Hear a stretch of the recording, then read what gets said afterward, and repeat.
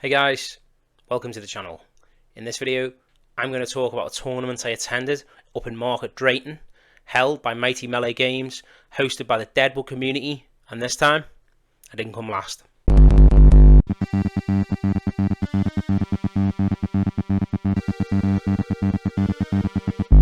First of all, I'd like to say a massive thank you to John and the rest of the staff at Mighty Melle Games for being such good hosts, as well as Ollie for organising the event, even though he did get to play this time, because he didn't have to TO. John, the guy who did TO, looked a little bit like a nightclub bouncer crossed with Harlon Nayl from the Eisenhorn series. Like, that's kind of how I imagined Harlon Nayl, but in Market Drayton. So, yeah, that was interesting. Little bit intimidating initially, but actually a really lovely guy. He kept the round timings running smoothly, headed all the nerds properly with 4 rounds to sort of look after. You know, it's a big ask. It's a big ask to keep everyone moving through the games quickly in such a sort of broad scope. So yeah, well done, mate. Did a really good job there. So the big one is he fed the 20 of us with home baking, like courtesy of his missus, massive foil trays just full of like Biscoff blondies and like super calorie dense high sugar treats, man. So mate, really stuck with me, really generous of him and his missus. So that was fantastic. With this being a Deadwood event, that kind of generosity also extended to the prize support. You know, you always get your little freebies, your little stickers and stuff like that, and we got these cool little like magnetic range rulers. They've just started popping up everywhere that let you add on your distance when you're moving, and we just got that for going. For coming third in the painting contest, I won a whole pack of brushes. Like, really generous with the prize support, really generous with the food. Like, cannot fault the hosts at all. So nice one, John. Nice one, Ollie. Before I talk about the games themselves, I always like to talk about the venue as well. So Mighty Melle Games in Market Drayton was brilliant. Cannot fault it at all. We had on-site parking, which was ample. The tables were spacious. Each table also had a sort of like little lip which you could deposit your bits and bobs in underneath, which sounds really simple. It sounds like a nothing burger, but like just somewhere to put your shit whilst you're playing is so helpful when you're trying to just be efficient and get through your games and kill teams. So I really appreciated that. I really also appreciated the fact that we were in like an industrial estate. So these units have got like concrete floors and high ceilings, and this one had air conditioning as well. So it's the height of summer here in the UK right now. My God, did I appreciate the aircon and like the nice cool concrete floors on that day, because usually it's hellish having to play through like 4 games sort of around 2 hours each, surrounded by other sweaty nerds in like a sauna. So yeah, really enjoyed the venue itself as well as the hosts. So my first game was against Ollie from Deadwood, and it was on map 4 of Beta Decima. Now, I'm not super experienced with Beta Decima. In fact, the last time I actually played Beta Decima before this game was against Ollie in April, maybe, in a small 12-man tournament in Stoke, which Ollie won, actually. So what I'm trying to say is, I have had my arse kicked before in these specific sets of circumstances, and you would think maybe that would spur me on to close the gap in my game and, you know, become more knowledgeable in varied maps and maybe learn how to play against Tempestus Aquilons. I am yet to do that. So in this game, I feel like Ollie from the get-go capitalised on the strengths of his team. He picked this. He won the roll-off for deployment, and he picked the side of the map which was closer to the 2-story column, with the objective, you know, with that being his own home objective. That gave him a big advantage in terms of deployment because of his drop markers, because they obviously ignore, you know, vertical distance. He was able to gain that advantageous position from the get-go, and kind of have an Overwatch position, if you will. You know, it's kind of like a central column that towers above the rest of the map. And you know, Beta Decima is notorious for its lack of cover. I did obviously try and limit the damage that this lack of cover was going to cause me by placing some heavy barricades and light barricades. However, I did feel like from the get-go, my position was quite exposed. I think if it was gonna do my deployment again, I probably would swap out where one of the heavy barricades goes and one of the light barricades goes, in an attempt to kind of create a little bit more pressure on the off side of the map. Again, it's hard to do that against Tempest Aquilons anyway, because you can't really deny a flank against a team that can you know, hold back deployment with the drop markers, and obviously they don't need to remove that second drop marker. Obviously it's hard to deny a flank against that team, which is kind of my go-to tactic when I'm on the back foot.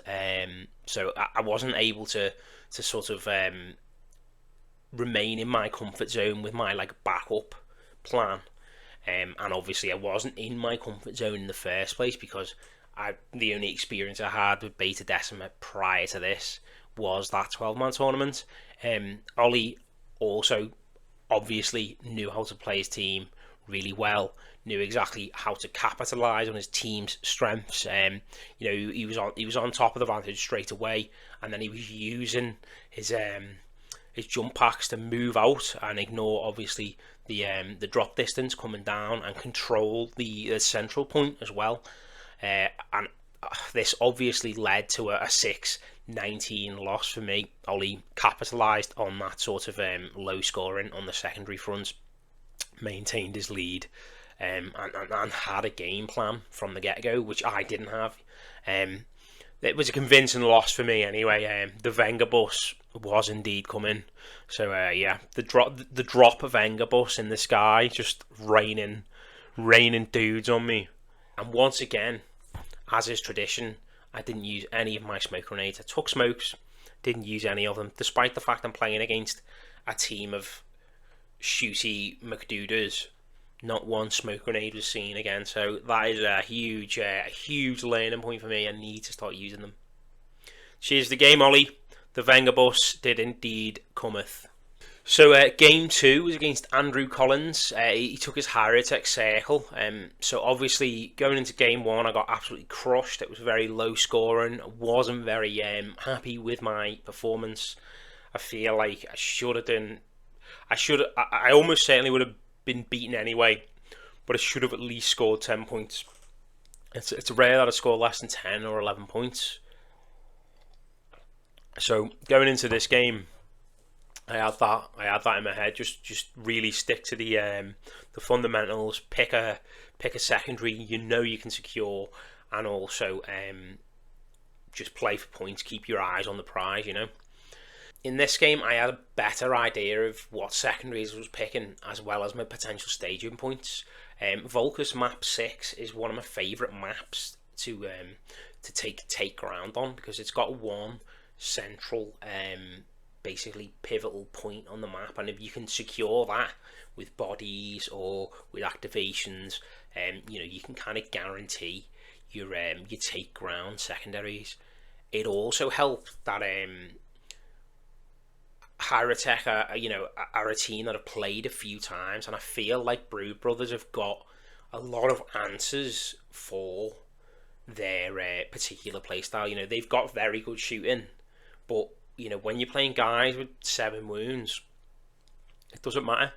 If you're getting shot, you're going to die anyway. They can have the best shooting in the game, you're still going to die. So I feel you know, there's a lot of overkill going on in terms of their power against the Brood Brothers, and you've got so many bodies you just keep throwing at them, that you know you can really leverage the numbers and the activation advantage. I think Andrew maybe made some sort of early misplays that scuppered him for a lot of the game. So he started the game quite defensively. You know, he had a lot of his team on the midpoint of the map, basically just hidden behind the central ruin, whereas I weighted my team behind the stronghold, which gave me an extra turn of movement essentially against a team that already had less movement than I did. So first turn we staged up, and I managed to stonewall him out with a stronghold basically.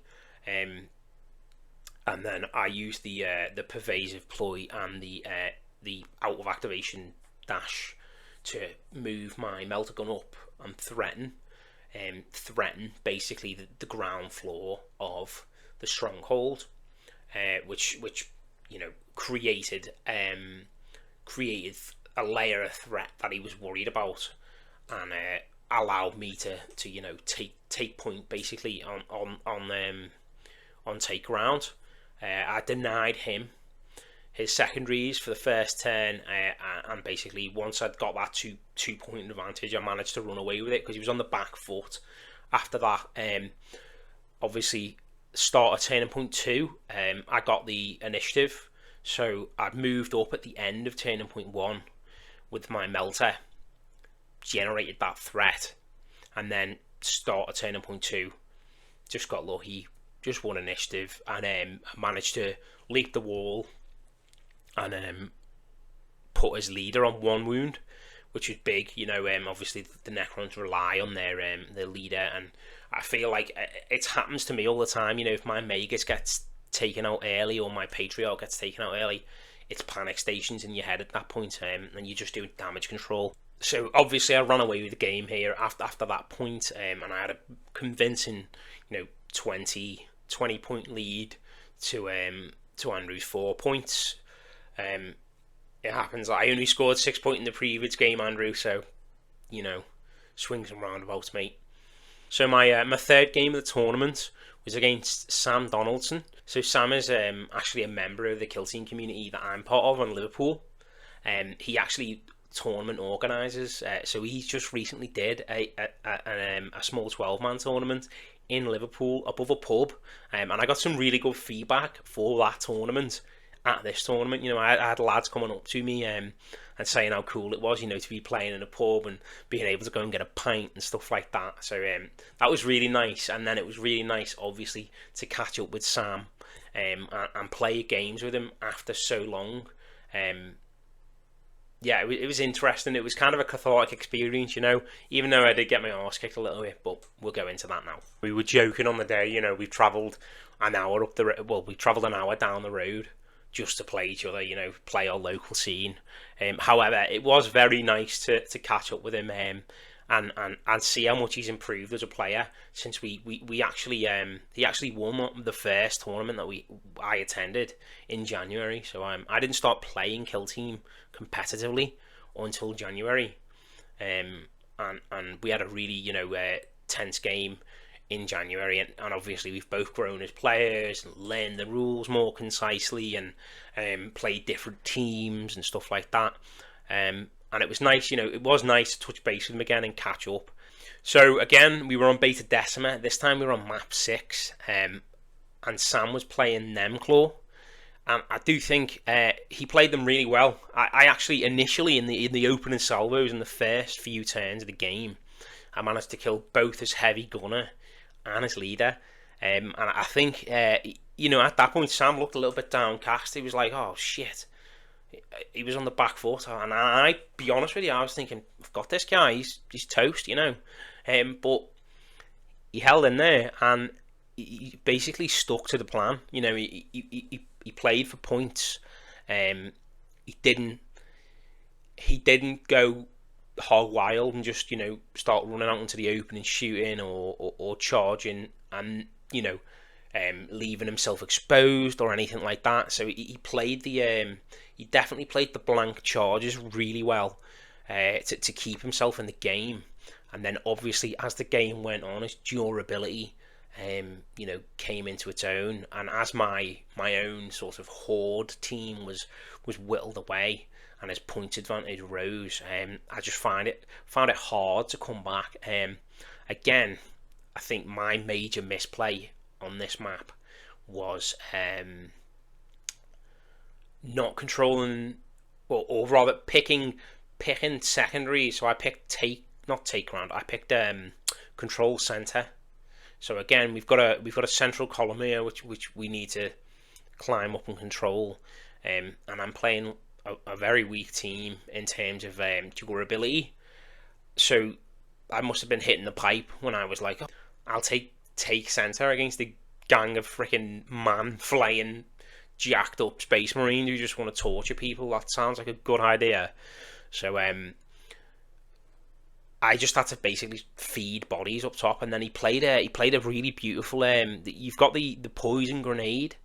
You've got the poison grenadier for the Night Lords, and he poisoned that central. Point. So not only is it already not appealing because there's space marines up there waiting to skin me alive, but even if I get to the point, I'm gonna get poisoned anyway, or I'm gonna take 2d6 damage plus 3d6 when I activate on a 7-wound model. So I think he played the control game and the point game way better than I did, and he picked a secondary that was achievable, whereas I picked probably the worst secondary I could in that situation. Obviously, I picked surveillance in the first beta Decima game against Ollie, and that kind of had a big influence on the second beta Decima game against Sam on my my tac op selection, and I think that was kind of the deciding factor in my mental state, rather than looking at the fact that I was against Nemesis Claw, as against Sam, who obviously he's learning the team very quickly. He already told me he knows how to double charge. He knows how to take advantage of the in midnight clad obscura rule and stuff like that. Instead of letting those things dictate my secondary selection, I sort of let the trauma from the game against Ollie dictate my secondary selection.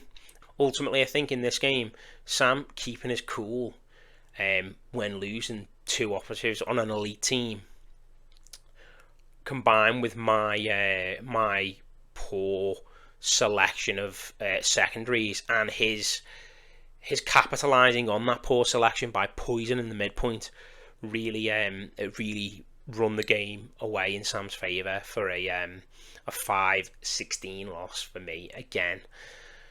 So we've had a really low scoring game, really high scoring game, really low scoring game, and we go into the final game now.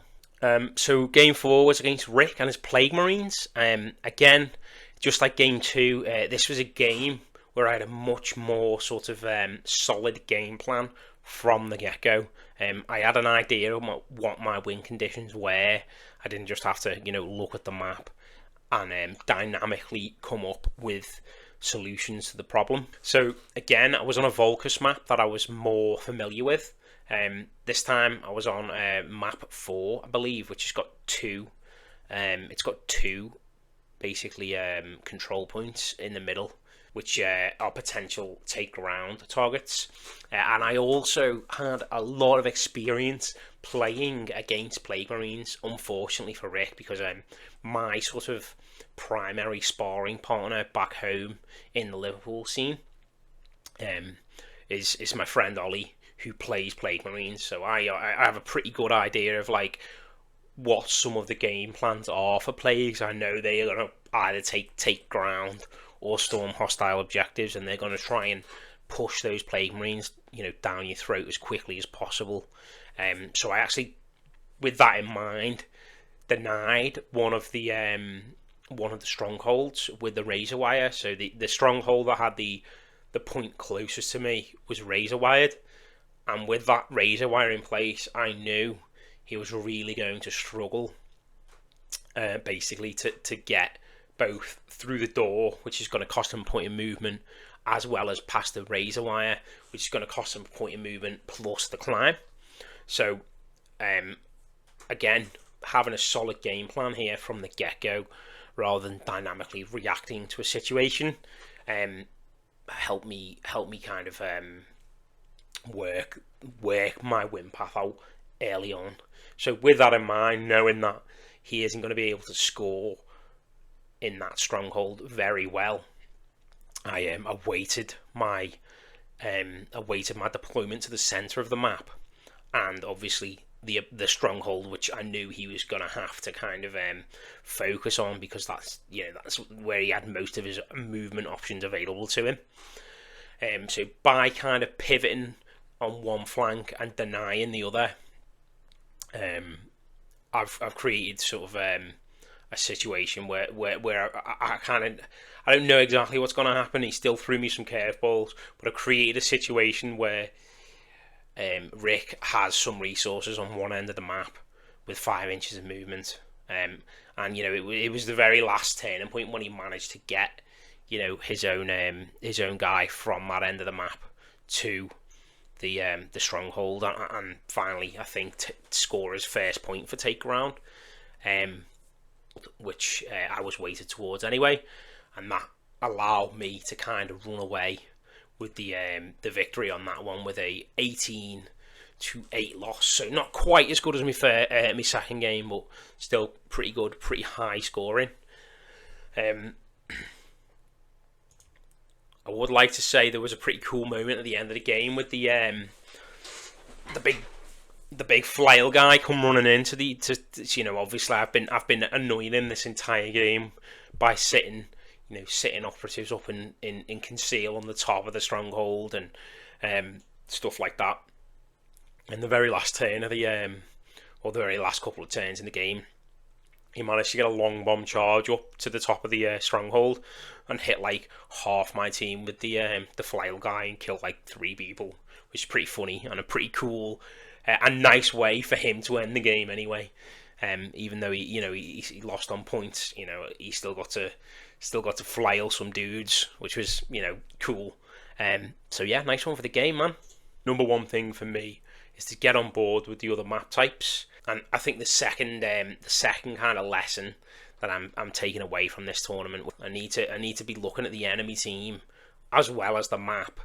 Hopefully, be more familiar with the map, whether that's Beta Decima, Gallo Dark, or the new map that gets released, and I need to be recognising an actual achievable win path based on what I'm playing against, rather than, oh, I like this secondary because it's a comfort secondary, or I'm going to pick, hold centre because I don't know what to pick, kind of thing. I need to be making like more informed secondary choices, basically.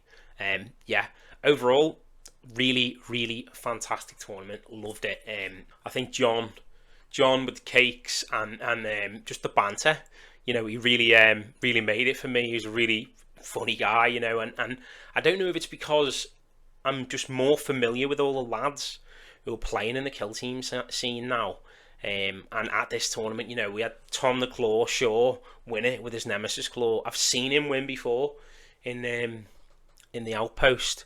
I've played against Elliot, who came third with his Goremongers. I've played against Ollie before, who came second with his Tempestus Apollons. I met loads of cool people there, Matt, Mike. I've seen Gareth again from the Stoke tournament, and I don't know if it's just because I've kind of ingratiated myself within the scene now, or I'm just more comfortable because I've been to more tournaments, but I really felt like proper like comradeship. I know it sounds really lame, but like I really felt like a really a cool sense of like comradeship and like like brotherhood, with all the people at the tournament. So many interesting people there. You had like a dad and a daughter playing as well. That was freaking rad to see too, and I feel like the tournaments for me are although I'd love to be winning a tournament, and I'd love to be good enough in terms of reps and practice to get to that level, but I feel certainly with this tournament and maybe moving forward, it's just community, man. Like the sense of community was there for me this time. I'm talking to all these guys on WhatsApp, catching up with them, talking about the rules of the game, talking to guys in my own local club all the time. Even we have friends of friends from the club having dinner together and stuff like that. And I'm just really feeling the community at the moment. It's got me really pumped to go to more tournaments, play more games, and keep doing this YouTube stuff as well. you know. So if you like the video, cheers, give it a thumbs up, give it a like, maybe leave a comment, something like that. Thanks a lot for your time, guys. Take it easy.